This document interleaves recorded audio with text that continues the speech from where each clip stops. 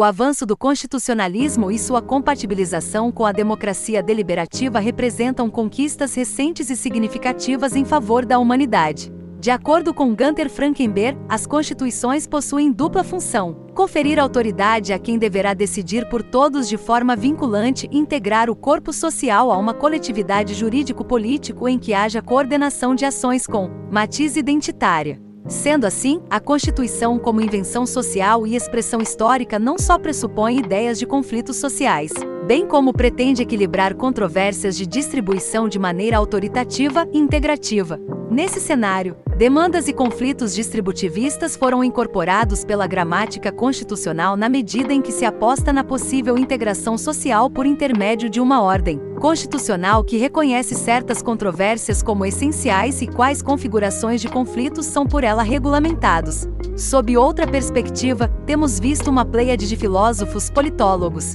juristas e demais cientistas sociais interessada na reconstrução da fraternidade na condição de norma regulatória da vida pública em prol do bem comum, o que possui reflexos no sistema jurídico. No esforço de indicar possíveis caminhos de diálogo entre a fraternidade e a necessidade de preservação da atividade financeira do Estado, notadamente no financiamento de direitos fundamentais de conotação social, à luz da estruturação social no Brasil, este estudo versa sobre a inclusão das exigências normativas decorrentes da fraternidade no espaço de justificação do orçamento público. O esforço justificasse necessário, ante a ambiência de crise sanitária relacionada à pandemia do Covid-19, sobretudo a partir da preocupação dirigida à parcela da população mais vulnerável sob as perspectivas econômica e da saúde pública. Essa razão, por si só, indica o imperativo de homenagear os organizadores da presente obra pela oportunidade de sua editoração. Assim, neste diminuto espaço de reflexão acadêmica,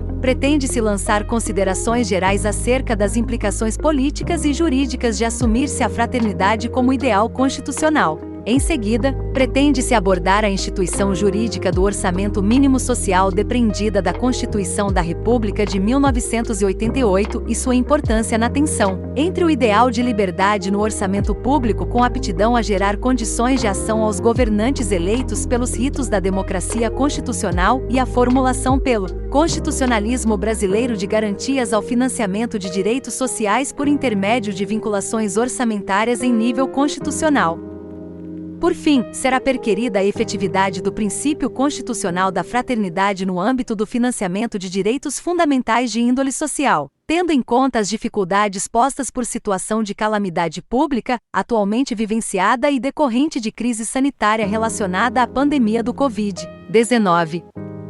O princípio jurídico-político da fraternidade. Este contributo acadêmico tem como ponto de partida a assertiva de que a ideia de fraternidade tem condições de gerar uma contribuição específica à vida política, institucional e ordinária, porquanto sua origem remonta a uma ligação universal entre seres igualmente dignos que tem por resultado um complexo sistema de solidariedade social e atenção aos necessitados, à luz da imperatividade de afirmação da ética pública. Na condição de categoria política, o ideal fraternal promete refundar a prática democrática, ao compatibilizar o relacionamento entre a igualdade, paridade, e a liberdade e diferença, em prol de uma causa única subjacente ao bem comum da humanidade. Por conseguinte, o conteúdo desse princípio expressa-se pela condição de igualdade entre cidadãos em condições irmanais que sirva de suporte ao desenvolvimento livre de cada qual na sua própria diversidade. Em síntese, a fraternidade consiste em método e teor da política na medida em que deve ser parte constitutiva do processo de tomada de decisões públicas e guia hermenêutico das demais normas em interação dinâmica.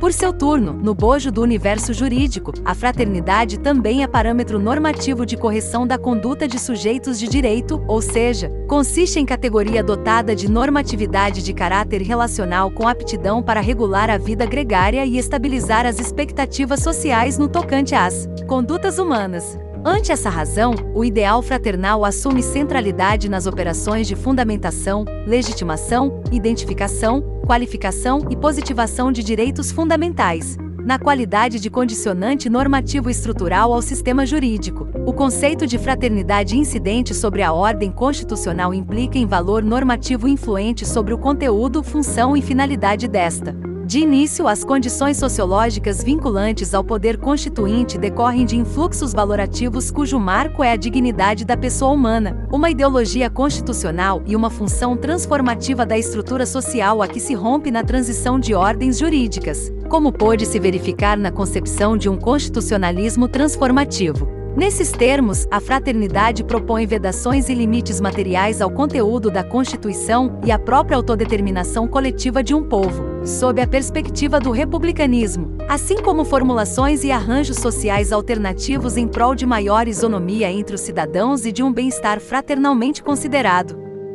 A propósito, há significativa utilidade em uma categoria normativa que indica vias comunicacionais para a solução de controvérsias sociais e a gerência comum da vida pública, à luz de valores humanistas como tolerância, compaixão e irmandade. Afinal, tem-se que a transcendência social, política, econômica e jurídica do imaginário fraterno auxilia, ainda, a governança de comunidades parcialmente sobrepostas que compartilham espaço político, decisões e corpo cívico, tendo em conta o componente ético e moral das categorias jurídicas fundamentais. O orçamento mínimo social, legalidade orçamentária e financiamento dos direitos fundamentais. Adotada como premissa de raciocínio a existência de uma Constituição financeira que reconhece a substancialidade do direito financeiro como instrumento promotor de direitos fundamentais que, por sua vez, relaciona-se diretamente com a organização da estrutura de poder e respectivo regime jurídico. É possível concluir que as decisões financeiras da atuação do Estado têm suas raízes na realidade política e na cultura jurídica do povo. Nesses termos, o espaço de liberdade do poder legislativo na Constituição financeira é ditado pela legalidade orçamentária, na medida em que se concebe a figura do legislador orçamentário e sua pleiade de liberdades, cuja função para a democracia sobeja em muito uma questão de organização e método orçamentário, pois permite aos representantes eleitos dispor, durante seu mandato, de recursos financeiros para implementar o programa de governo em conformidade com a ordem constitucional vigente. Logo, as receitas públicas auferidas devem estar à disposição dos governantes periodicamente eleitos para que eles definam, por intermédio da lei orçamentária, quais são as prioridades na realização dos gastos públicos. Isso porque a busca por verbas públicas deve ocorrer às claras e com sustentabilidade na disputa legislativa travada no momento de elaboração, aprovação e fiscalização do orçamento público, de modo a impedir que recursos sejam perenizados ou capturados para além da periodicidade orçamentária. Com base nessa leitura macroestrutural, torna-se cabível ao jurista que se ocupa do direito financeiro refletir sobre os limites à liberdade do legislador orçamentário. O objetivo estatal de assegurar liberdade ao legislador orçamentário perpassa pelo racional de direcionar a arena política à conflituosidade inerente à deliberação periódica sobre as decisões coletivas que envolvem as questões de quem se arrecada, com quem e quanto se gasta e por qual motivo endivida-se. Almeja-se, portanto, que a persecução legítima por recursos não seja definida de forma perene,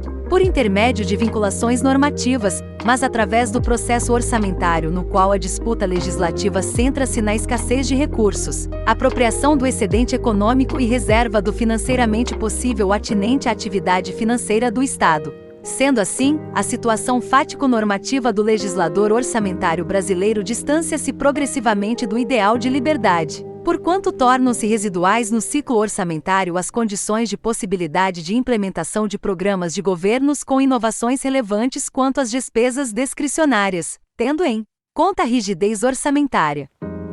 De todo modo, com previsão no artigo 167, 4ª da Constituição da República de 1988, o princípio da não afetação, ou não consignação ou não vinculação, de receitas advindas de impostos possui como conteúdo a vedação genérica de vinculação a órgão, fundo ou despesa, com a finalidade de resguardar justamente a liberdade do legislador orçamentário, de maneira que haja recursos públicos suficientes para que o corpo governante eleito decida sobre as despesas públicas a serem realizadas no curso do mandato. Com base no pensamento de Fernando Facur Scaff, é possível estabelecer distinções conceituais juridicamente significativas, que por vezes, são turvadas nos discursos econômicos e políticos, no que diz respeito ao ciclo orçamentário. A vinculação traduz-se em liame normativo entre receitas e despesas públicas, ao passo que a afetação cinge-se em determinar uma finalidade pública à destinação de recursos. Em sentido diverso, quando se trata de desvinculação das receitas da União, DRU,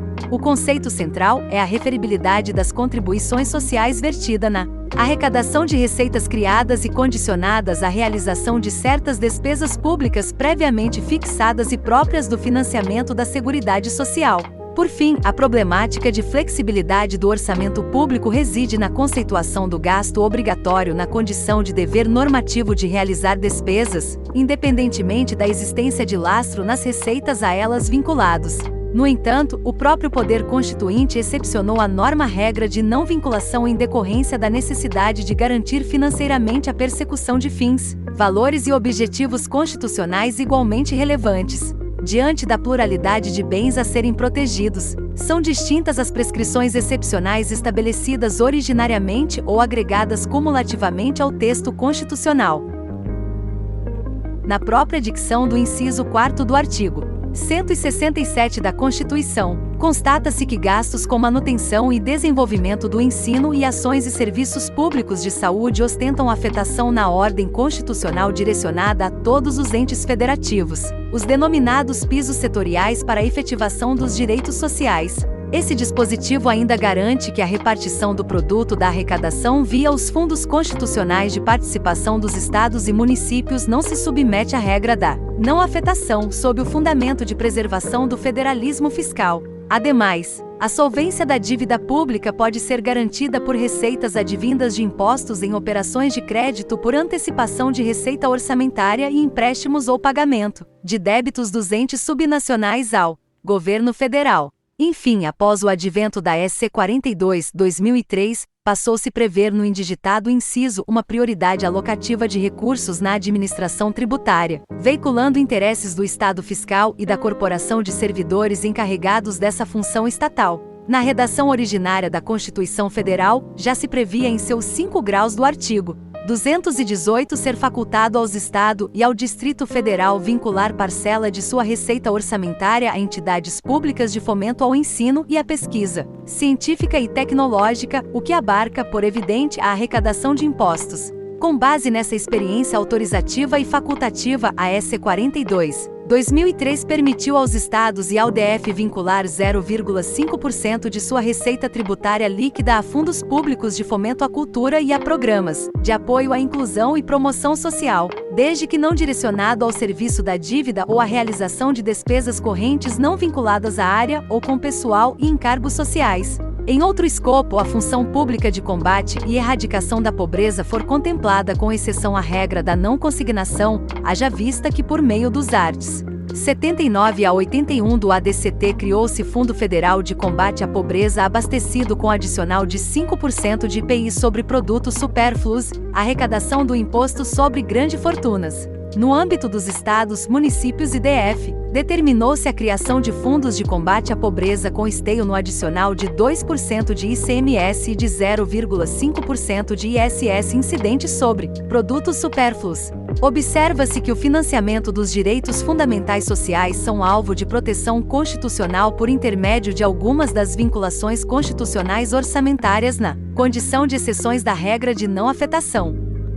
Portanto, na engenharia constitucional, essas vinculações normativas entre receitas e despesas e afetações a finalidades públicas podem ser tomadas como mecanismos de garantia financeira de padrões mínimos de fruição das promessas civilizatórias do Estado moderno, retirando da liberdade de conformação do legislador orçamentário a discricionariedade política pela promoção do conteúdo desses direitos sociais. A relevância dessas garantias financeiras ao contínuo financiamento de direitos sociais, notadamente nas áreas da saúde e do ensino, foi também acolhida como princípio sensível da Constituição da República nos termos de seus arts. 34, 7ª e 35, 3ª. Haja vista que a aplicação do mínimo da receita resultante de impostos estaduais e municipais é hipótese de intervenções federal nos estados e estadual nos municípios, após a procedência de representação interventiva movida pelo Procurador-Geral da República. Sendo assim, essas vinculações consistem em garantias de organização de instituições públicas ou garantias institucionais, segundo a terminologia de Carl Schmitt, cujos objetivos são a criação e manutenção de instituições imprescindíveis à sustentação do exercício dos direitos fundamentais em prol dos respectivos titulares, o que demanda grande parte do orçamento estatal.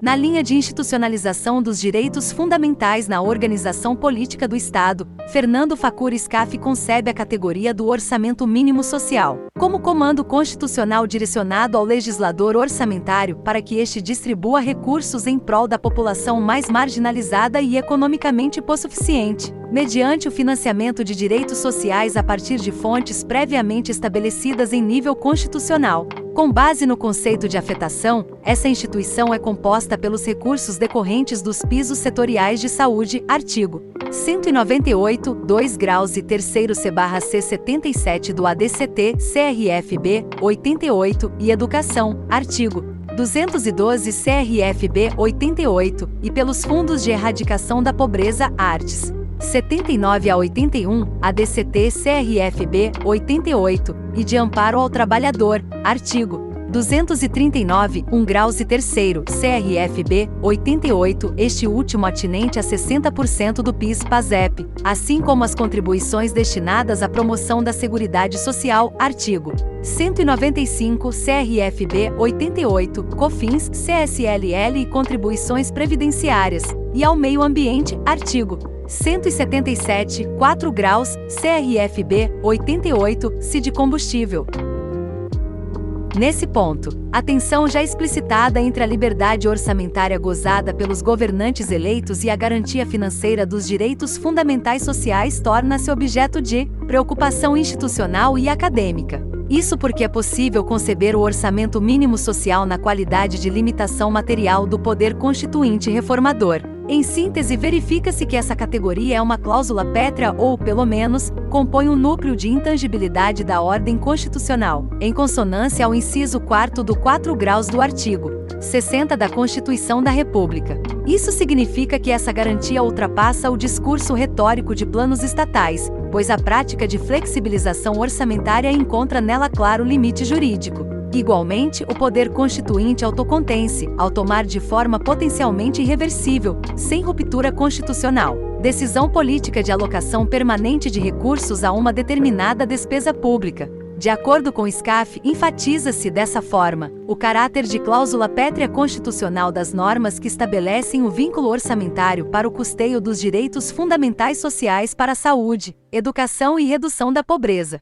Por conseguinte, o objetivo estatal referente à liberdade do legislador orçamentário decorrente da regra da não afetação das receitas oriundas dos impostos encontra relativização no âmbito das vinculações orçamentárias, notadamente aquelas voltadas a garantir financeiramente a efetividade dos direitos fundamentais de conotação social coletiva, a efetividade do princípio da fraternidade e financiamento de direitos sociais no contexto de crise sanitária. Diante a emergência de uma crise sanitária de escopo pandêmico relacionado às dificuldades impostas pelo Covid-19, não é difícil constatar que a humanidade e o povo brasileiro vivem em uma quadra histórica desafiadora, que será caracterizada por incontáveis perdas individuais e coletivas. Nesse cenário crítico, tornam-se mais prementes os desafios relacionados ao desenvolvimento socioeconômico de um país com características continentais, demandas populares de modernidade tardia e escassa tradição em solver conflitos sociais em ambiência não autoritária.